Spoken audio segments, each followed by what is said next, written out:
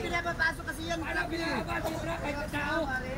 Eh, ano sa kasaan yun? Tuloy nyo. Tuloy ako.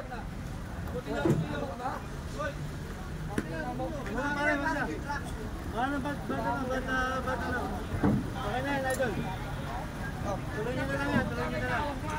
Okay na, nabawasan na yan. Okay na yan. Oo. Okay na. Smart police. Mauna ka lang. Pati ka na yan.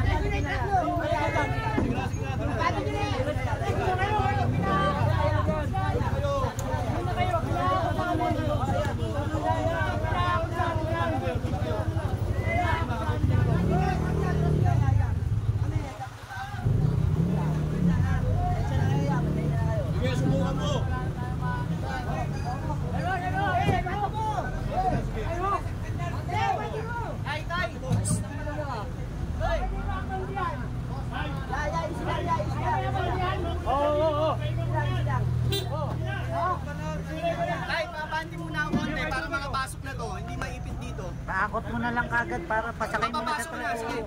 Pasok mo ngayon. Kabandi pa po. Para ano, kabandi mo na po.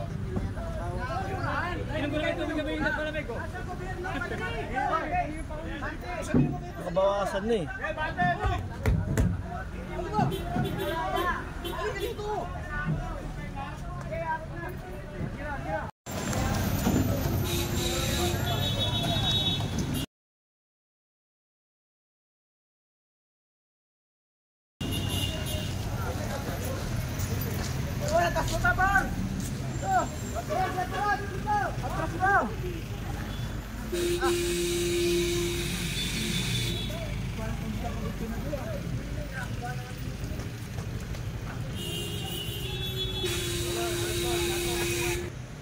Ayun, nandito tayo sa may General Luna, Paco. Ito na clearing ng engineering tsaka mga taga DPS.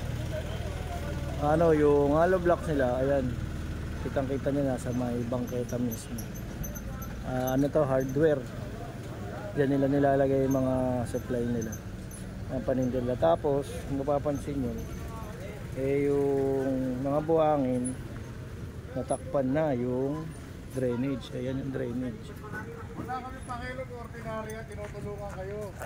Pagtulong po may special. Ayan o, tignan nyo. Tapos yung mga empleyado nila, ayan, kumukuha na din.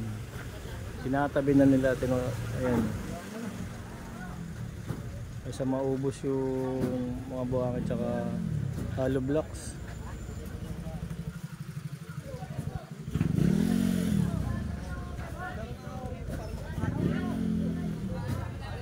Yung mga empleyado nila.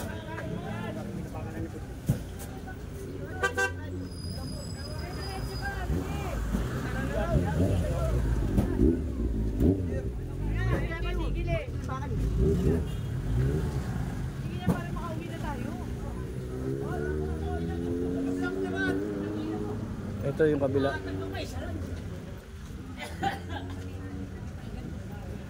Sa bangketa kasi mamaster. Meron yan nung unang clearing, nagkagulo pa. Dahil nga dyan. Pero na girian. Mga empleyado niyang hardware tsaka yung sa clearing operation.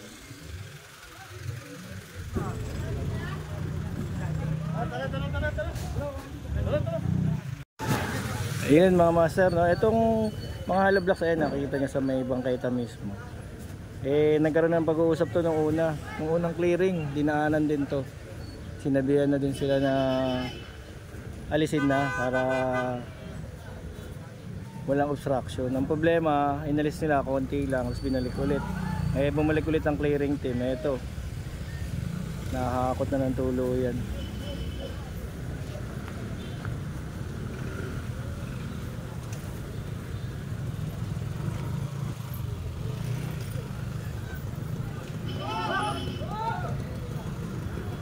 Ito naman yung malaking kahoy dun sa may gilid.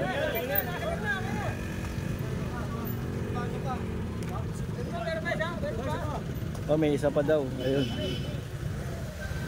Dito yan sa may gilid naman ng bangketa. Ayan oh. Iniwan na lang dyan, di mo alam kung saan gagamitin ito.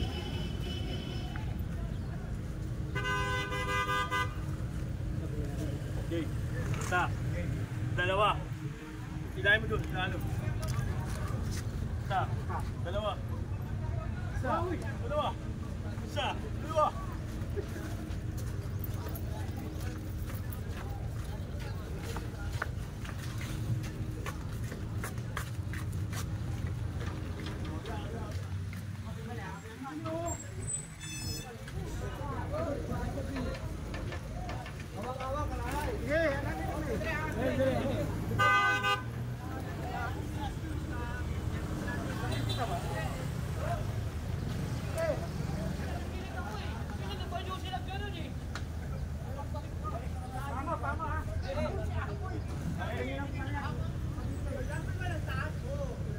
Okay.